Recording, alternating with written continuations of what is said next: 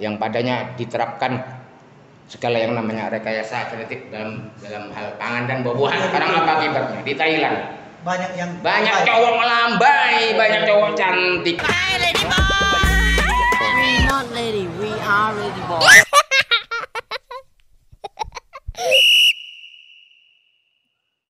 Jadi Anda menolak rekayasa genetik? Saya adalah pakar rekayasa genetik. Saya punya alat sendiri khusus yang saya buat. Saya kalau mau rekayasa genetik nggak kayak orang-orang gitu. Saya tinggal masukin semut. Ya kan umpamanya nih, masukin semut, masukin nyamuk, tutup, besok jadi semut dan nyamuk. Nggak pakai dibedah-bedah, bikin pusing nggak pakai.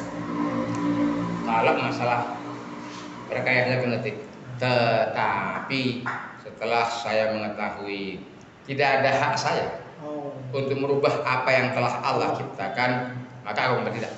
Dan memang tidak ada sedikit pun kebaikan pada upaya merekayasa genetik.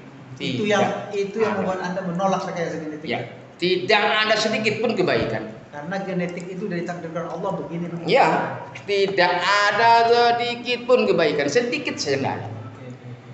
Ya kan? Apalagi banyaknya. Ya kan? Jadi rekayasa genetik ini hal yang apalah. Bukan hal yang bukan keren gitu. Hal yang biasa-biasa saja itu. Apa susahnya rekayasa genetik? Ya kan? Tapi hal yang biasa-biasa saja itu efeknya yang luar biasa. Bayangkan di Thailand gitu. Ya kan, kita tahu dulu. Saya ingin menarik diskusi. Aku mau kasih contoh dulu. Di Thailand, pertama negara di muka bumi yang padanya diterapkan segala yang namanya rekayasa genetik dalam hal pangan dan buah-buahan. Ya, betul. Ya, dulu, zaman dulu, sehingga ada namanya jambu Bangkok, pepaya Thailand apa segala macam. Segala macam ya kan. Bagus. Durian semangka tanpa biji. Wih, ya. Durian bijinya kecil, apanya banyak, dagingnya banyak, ya kan? Malah buah. Sekarang apa akibatnya? Di Thailand banyak cowok melambai, banyak cowok cantik. Oh gitu ya. Itu juga yang membuat Anda menolak wal basir ini ya? Iya. Karena banyak fakta-fakta itu ya. Karena saya tahu Bang. Karena di dalam Al-Qur'an lalat dan nyamuk Allah pakai sebagai perumpamaan. Iya. Dua. Kan? Iya. Allah, ya. Iya. Ya kan? Bukan baudah lah saja, tapi lebih kecil daripada baudah gitu. Iya. Lebih kecil daripada nyamuk, yaitu walbasiyah. Itu sudah Allah kabarkan. Ya, makanya geleng kepala. Allah. Makanya sudahlah. Pakar-pakar ini saya dengan segenap kerendahan hati. Ya kan? Janganlah merasa superior. Biarkan apa yang Allah ciptakan seperti itulah adanya. Gak usah kamu merubahnya. Kamu kalau nggak bisa menciptakan, gak usah merubah. Poinnya itu ya. Kalau kamu bisa menciptakan sekaligus, jangan merubah-rubah, memodifikasi. Anak saya yang TK juga bisa kalau modifikasi. Terus saran Anda untuk memitigasi atau mengurangi Itu dia. DBD ini gimana? DBD. Oh. Gimana? Ini kan urusannya DBD nih. Ya. Begini. Inilah makanya ketika seseorang yang mendalami medis atau farmasi kurang mendalami mengenai biokelistrikan tubuh. Semua penyakit jenis apapun bisa terselesaikan dengan pemahaman yang sempurna mengenai biokelistrikan tubuh. Artinya, kondisi seseorang itu sakit sama dengan voltase kelistrikan tubuhnya bisa menurun atau bisa naik. Itu biasa dicirikan kalau yang menurun loyo, lumpuhkah, atau lumpuh kayak gitu ya kan. Kalau yang lagi naik kaku, autoimun, tegang. Nah itu berarti dia biogliserikanya naik. Tinggal diturunkan voltase tubuhnya tersebut dengan apa? Sederhana dengan air. Makanya Nabi Ayub bertahun-tahun kena penyakit. Apa kata Allah? Yuk di sana ada sungai, mandilah kamu dengannya.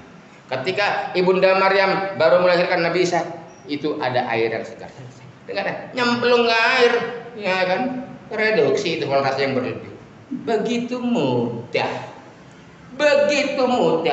begitu mudah sehat. Cuma karena orang-orang kafir membuat kesehatan menjadi sulit karena supaya ada duitnya.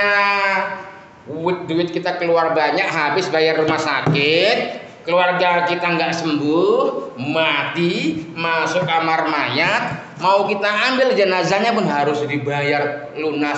Kalau nggak dibayar nggak dikasih jenazahnya. Padahal dia sudah gagal dalam, kan itu kan terjadi akad membayar rumah sakit itu kan harusnya kita dapat kesembuhan dong. Akadnya itu kan sembuh. Kalau kamu nggak bisa menyembuhkan jangan bayar. Ini sudah uang habis, nyawa melayang, jenazahnya pun nggak bisa diambil. Medis gagal. Jadi memang isu Wolbachia ini juga saya membuat sedikit bertanya-tanya. Ya. Pertama, keberadaan Yayasan Tahijah sendiri. Yayasan Tahijah ini mempunyai upaya untuk pengendalian hayati, biological control. Kata itu menurut saya jadi pertanyaan kan, biological control. Kontrol biologis kan. Yang kedua, tokohnya sendiri Tahijah. Tahijah biar Anda tahu, dulunya Knil. Knil punya pangkat tinggi ya, sampai level kolonel. Kemudian disuruh Dwi Fungsi aktif di Caltex. Kemudian terakhir Presiden Freeport, pemilik Bank Niaga, filantropis jadinya. Kita tahu lah filantropis seperti apa citranya ya. Punya dan pernah menjadi ajudannya Jenderal Spur. Yang Jenderal Spur itu kan jenderal akhir kita kemerdekaan itu. Nah, dari riwayat tokohnya ini jadi bagi kita pertanyaan sebenarnya kan, kemana arahnya kan, gitu kan? Dan ketika negara Indonesia Timur dia kan salah seorang menterinya ini, nah, ya Tahijah, dan dia nikah dengan orang bule. Kemudian anaknya inilah yang mengurus filantropis itu, dan ini membiayai seluruh kegiatan di UGM itu. Dan ini terhubung dengan Monash University. Dengan apa namanya, California ya. Dan Anda menambahkan terhubung juga dengan Bill Gates ya? Nah, saya belum tahu. Jadi memang tanda tanya betul memang kenapa biological control urusannya kan. Nah gitu. Menurut Anda bagaimana ini melihat sepian-sepian informasi seperti itu? Ya karena alhamdulillahnya pada kehidupan saya selalu dikontrol oleh Al-Quran dan hadis atau Islam, sehingga saya mendapat kemudahan dalam membaca semua itu. Karena begitu ada masalah langsung saya cari ayatnya, saya cari hadisnya. Saya nggak lebih dahulu mendewakan akal saya yang nggak seberapa ini. Setelah saya dapat ayatnya, oh iya, nggak bisa. Ini hadisnya, ya udah. Baru saya adakan riset. Itu saya. Ketika belum ada dasar dari Al-Quran dan Al-Hadis As-Shahihah, saya nggak mau meriset apapun. Apalagi merubah-rubah genetik. Aduh, nggak keren. Vaksin apa? Gila vaksin. Apa itu vaksin? Vaksin ya, kasih tahu ya vaksin. Memproduksi vaksin nggak butuh seorang profesor bisa memproduksi vaksin. Seekor kambing kudisan itu bisa memproduksi vaksin bagi dirinya sendiri. Seorang bayi kecil yang kena gatal-gatal, kalau lagi gatal digigit sembuh. Itu adalah ilham Allah kepada makhluknya untuk memvaksin dirinya sendiri, dan itu adalah vaksin yang benar, tidak mengambil materi dari luar ke dalam. Ya kan, tetapi memasukkan materi yang agak setengah loyo ke sini supaya terinduksi. Ya kan Kenapa? Karena mikroorganisme berkomunikasi. Nah, ini ilmu yang jarang diketahui oleh pakar virus nih bahkan, atau pakar mikroorganisme. Mikroorganisme berkomunikasi antar sesama mereka dan kepada sel untuk menipu sel dengan menggunakan asam linoleat dan asam sialat. Itu bahasa komunikasinya bukan A, B, C sampai Z, tetapi komunikasi sinyal. Nah, hal inilah yang oleh pakar-pakar pemuja bakteri Wolbachia menganggap Wolbachia adalah mutualis, simbiosis mutualis, karena memberikan asupan protein kepada inang, padahal bukan. Itu si Wolbachia tidak sedang memberikan protein kepada inang. Yang diapakan itu adalah asam linoleat yang digunakan untuk menipu sang inang. Itulah caranya mikroorganisme berkomunikasi sesama mereka dan kepada sel dengan menggunakan asam linoleat, dan itu diistilahkan di dalam dunia genetik ya kan, itu adalah quorum sensing. Cara berkomunikasi. Ya, sekarang terakhir, apa saran Anda dengan ributnya isu ini dan apa urusannya kira-kira bila dicari dengan isu pertahanan kita? Saya bersedih. Ternyata karena waktu di Zoom tadi itu terlalu banyak perwira rumah sakit berbasis militer.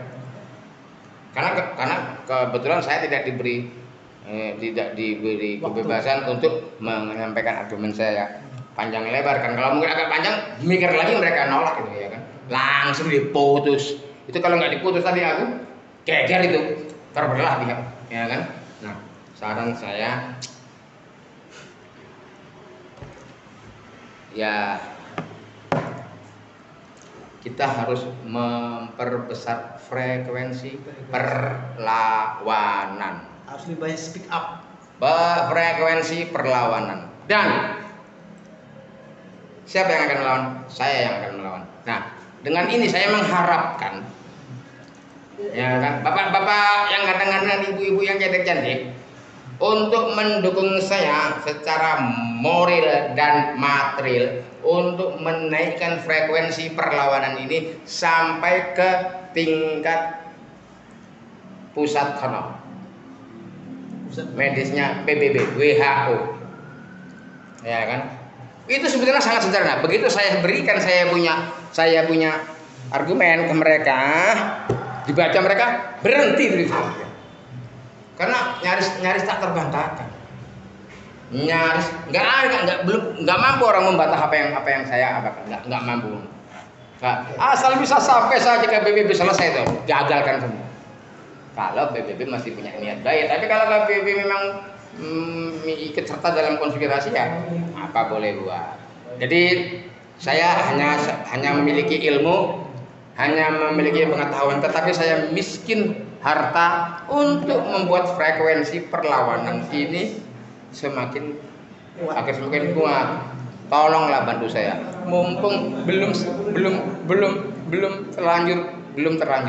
Kalau sudah terlanjur, ambil. Atau Anda membuat petisi? Enggak. Nah, saya rencananya mau mengirim bersurat secara resmi kepada personal. Ada beberapa dokter Ikatan Dokter Dunia berbasis komunis itu berada di belakang saya. Oke. Ya kan? Nah, saya akan berkirim surat kepada mereka, mengingatkan tentang Wolbachia segala macam. Insya Allah nggak terlalu banyak supaya gampang dibaca oleh mereka. Setelah dibaca, mereka akan berpikir, mereka akan tahu. Konsepnya udah siapa? Konsepnya sudah ada di otak saya. Yang membuat karena saya belum memiliki kemampuan finansial untuk menuangkannya di kertas, karena tidak harus perlu duit banyak gitu, tinggal ditulis. Enggak tulis, capek Pak, ini tangan saya nanti. Kayak orang kena polisi aku capek lah. Bang zaman sekarang masih begini. Ngoset kan di warnet tek. Atau hari selesai. Udah punya tim belum? Hah?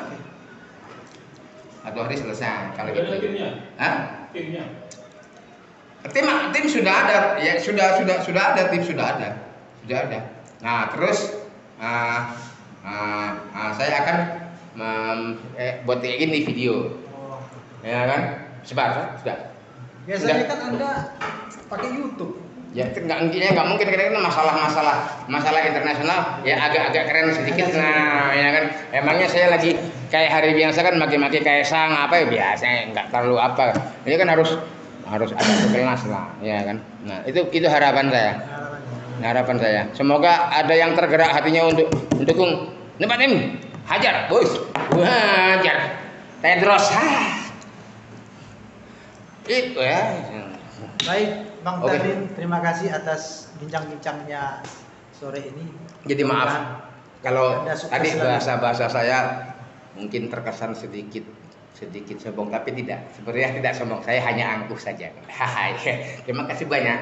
Ya, semoga ini menjadi cemeti yang menyambar kepala kita untuk kembali tersadar dari hal-hal yang akan membahayakan kita kelak. Demikian. Assalamualaikum warahmatullahi wabarakatuh.